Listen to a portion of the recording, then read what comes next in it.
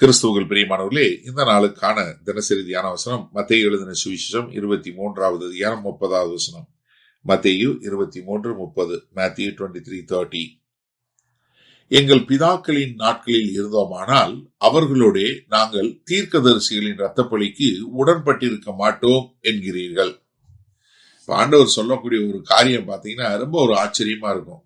இப்ப தீர்க்கதரிசி பரிசேயர்கள் இவங்க எல்லாம் என்ன சொல்றாங்கன்னா, நாங்க எங்க மூதாதையர் இருக்க மாதிரி இருந்திருந்தோம்னா, அந்த நாட்கள் நாங்க இருந்திருந்தோம்னா நாங்க என்ன பண்ணிருக்க மாட்டோம், இந்த தீர்க்கதரிசிகள் கொடை செய்யறதுக்கு நாங்க உடன்பட்டு இருக்க மாட்டோம்.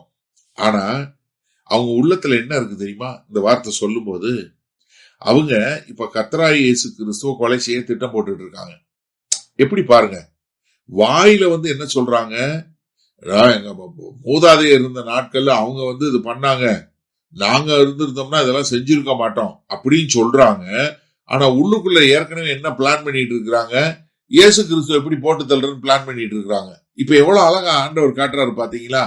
அதாவது அவங்க சொல்லும் போது ஒரு சுயநீதியை பத்தி சொல்லக்கூடிய ஒரு காரியம்.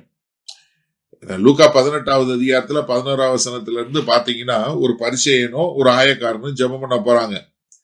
பரிசேயன் என்ன சொல்றான், பக்கத்துல இருக்க ஆயக்காரனை பார்த்து, ஆண்டவரே நான் இவன மாதிரி இல்ல. பாத்தீங்களா, எப்பவுமே அவங்க வேற யாராவது ஒருத்தர் சொல்லக்கூடியவங்களா. ஏன்னா இங்க என்ன பண்றாங்க, தீர்க்கதரிசிகளை கனப்படுத்துறோம்னு சொல்லிட்டு தீர்க்கதரிசிகளுக்கு கல்லறை கட்டுறாங்க. அவங்களுடைய செய்தியை விட்டுட்டாங்க, அந்த கல்லறையை சிங்காரிக்கிறாங்க. ஆனா என்ன பண்ணல, அவங்க சொன்ன ஒரு வார்த்தையும் கீழ்ப்படியல. அது மாத்திரமல்ல, அவங்க எல்லா தீர்க்கதரிசிகளையும் கொலை செய்தாங்க. இப்போ தீர்க்கதரிசிய கனப்படுத்துறதுங்கிற என்ன, தீர்க்கதரிசியுடைய வார்த்தைக்கு கீழ்ப்படிந்து நடப்பது. இப்ப நீங்க கர்த்தரை கனப்படுத்துறேன்னு எப்படி கனப்படுத்துவீங்க? இயேசு கிறிஸ்துவ கனப்படுத்துறது என்ன, இயேசு கிறிஸ்துவோட வார்த்தையை கேட்டு அதற்கு கீழ்ப்படிவுதான் அவரை கனம் பண்ணுவது.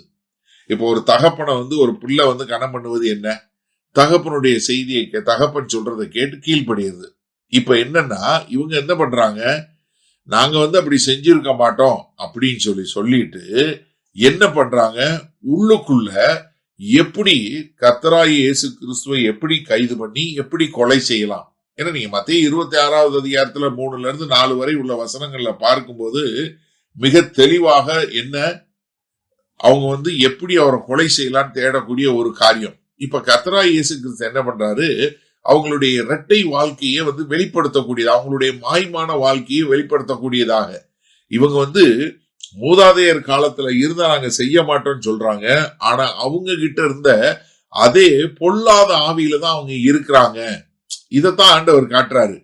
ஏன்னா என்னைக்கு ஒரு இருதயம் தேவனுடைய சத்தியத்தை நிராகரிக்குதோ, அப்ப என்ன பண்ணுனா அவர் அனுப்புகிற யாரு அனுப்பிச்சாலும் அவங்களையும் நிராகரிக்கும். ஏன்னா காரணம் என்னன்னா, அவங்க முதல்ல தேவனையும் தேவனுடைய வார்த்தையை நிராகரிக்கிறாங்க.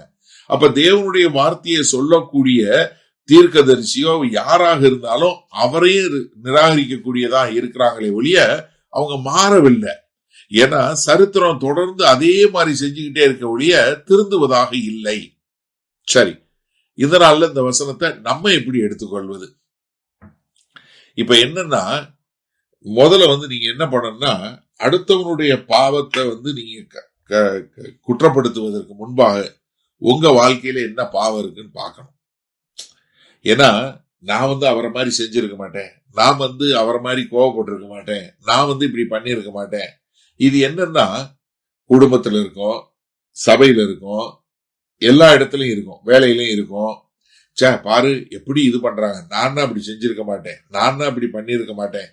அப்படின்னா என்ன அர்த்தம் தெரியுமா? நீங்க உங்களை பார்க்க மாட்டேங்கிறீங்கன்னு அர்த்தம். ஏன்னா நீங்க மற்றவங்களுடைய பாவத்தை மற்றவங்களுடைய காரியத்தை ரொம்ப ஈஸியா பாத்துறீங்க. அப்ப முதல்ல நம்ம என்ன செய்யணும்னா, கர்த்தருடைய வார்த்தை வரும்போது அந்த வார்த்தைக்கு உடனே நம்ம கீழ்ப்படியக்கூடிய மக்களா இருக்கணும். ஏன்னா தீர்க்கதரிசிகள் அவங்களுடைய உடைய பார்த்தாங்க, அவங்க சொல்ற இதை பார்த்தாங்க, எல்லாத்தையும் பார்த்தாங்க. ஆனா இது பண்ணக்கூடாது. என்ன பண்ணக்கூடாது, ஒரு கிறிஸ்தவன் ஆஹா இந்த செய்தி நல்லா இருக்குது, இந்த வசனம் எனக்கு ரொம்ப பிடிச்சிருக்கு, அவரை பிடிச்சிருக்கு என்பதை விட்டு கர்த்தருடைய வார்த்தைக்கு உடனே கீழ்ப்படியணும், இன்னைக்கே கீழ்ப்படியணும். இப்ப நீங்க ஒரு நிமிஷம் உங்களை சிந்திச்சு பாருங்க.